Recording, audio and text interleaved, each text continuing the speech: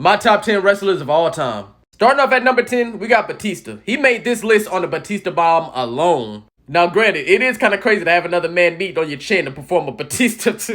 It's kind of crazy, but that finishing move so hard, he made it on his list just off that shit alone. They had on Speedos, too. That shit had to be terrible. At number 9, we got Rey Mysterio. One of the most agile, athletic wrestlers of the past. This motherfucker been wrestling for about 50 years, bruh. GOAT. The best small wrestler of all time and the hardest finishing move. The 619 was crazy, bro. That's one of the hardest finishing moves of all time. Number 8, the Big Red Machine, Kane. Thought this motherfucker was the Undertaker's brother my entire life. I found out last Wednesday he is in fact not his brother. Besides that, one of the scariest wrestlers of all time. That mask alone put him on the list. That shit hard as fuck. And his entrance music, yeah, he number 8.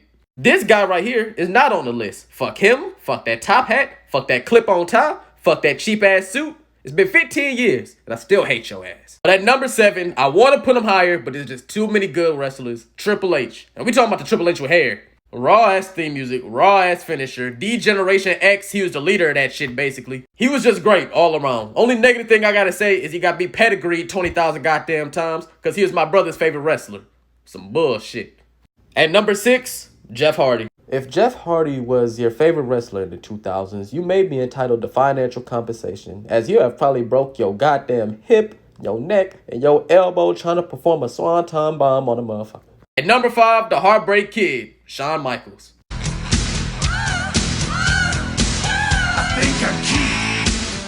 Number 4, Randy Orton, the RKO. If you near a bed, if you at Sky Zone, if you near a pool, anything, you are not safe because of this man right here and that bullshit ass finisher. That's probably the hardest finisher of all time. I'm not even gonna lie. Come on now. The dead man had to make the top 3, bro. Number 3, we got The Undertaker. Bro was sneaking up on people in the dark, hopping out of caskets, coming from under the ring. Bro, he got set on fire one time during his entrance and still wrestled.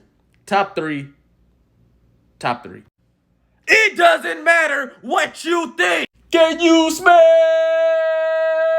At number 1, I'm putting Stone Cold Steve Austin just off the disrespect alone. The Stone Cold Stunner walked so the RKO could run. And that's a hard-ass name for a finisher, too.